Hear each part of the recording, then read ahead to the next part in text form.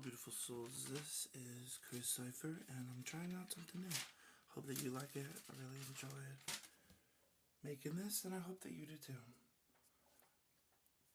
Writing exercise number 1. An acorn fell from an old oak tree. An acorn fell from an old oak tree, far, far away, high above sea level, sitting atop a great dark mountainside. A twig snapped when the acorn hit the ground, scaring a small bird to flight deep into the frigid night. The bird's frantic flight crossed over a sleepy little village that was snuggled cozily into the quiet valley. Within that little valley village rested a lovely, humble home. No lights was to be seen, except the one in the upmost room. This room was dimly lit by candlelight, whose flickering flames casted dancing shadows along the walls. Outside the window, the brisk night winds gently bellowed, quietly howling in steady drifting streams. At a sturdy wooden table sat a rustic-styled gentleman. He was a man of the woods. He knew every tree in it. When the nights were long and dreary such as this, he would sit at his desk writing by candlelight, whilst the rest of his family slept. He would be awake through the night, working on his writings, journals, stories, thoughts, lessons, and feelings. The rugged woodsman would write about it all. He wrote many tales, wondrous tales. His latest was a short fable I will now recite to you. The first flight of dawn sprouted up the little hare's head from the winter snow. The last bit of the snow had almost melted. Spring was near. Hibernation was not the hare's favorite time of the year. But hares do as hares do. That was the fable thus far. Still as stone, the quill hovered over the sand-colored parchment. A single drop of ink fell onto the paper, and the woodsman let out a sigh. Standing up from his chair, the heavy legs scraped across the hardwood floor.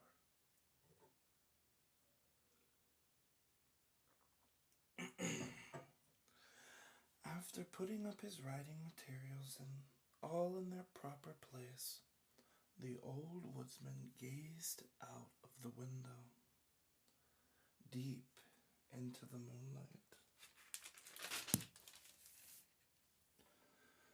In the distance, a wolf's strong howl could be heard, echoing throughout the night, and beyond the mountaintops even. The wolf was swiftly bolting down the lower side of the mountain. It was night, the night for the kill, and adrenaline pumped vigorously through his veins.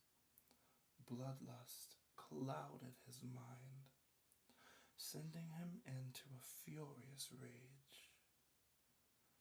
A rage which only fueled the fires of his burning passions. Survival instincts are what animals know best. Sometimes it can be the only thing that they perceive. Through the thick of dark bushes, a snapping twig alerted the entirety of the wolf's consciousness. In that moment, all that existed was the wolf, and whatever it was that made that noise. In almost an instant, the hungry wolf was a few feet behind his unsettling prey. The mountainside deer have a clever way of evading their predators. Only under rare circumstance do they ever fall prey, let alone to a common forest wolf. The deer knew this. The wolf did not. Without hesitation, the hungry wolf leapt at the deer, bounding straight towards its neck. In one fluid motion, the deer stopped, dead in its tracks, leaving the hungry wolf barreling through the lush foliage of the forest floors and slamming roughly into a tree stump with a loud and intense thud. The mountainside deer smugly smiled from ear to ear, cheerfully prancing away as he hummed a victory tune. On the ground lied the hurt and hungry wolf, bruised but not broken from impact. Twice he attempted to arise to the chase, but his worn and weary legs disobeyed him. He would have to sleep out in the cold that night, and with an empty stomach. But that didn't bother him too much. Luckily, the hungry wolf dreamt of a banquet fit for a king that night, and in his deep slumber ate to his heart's content.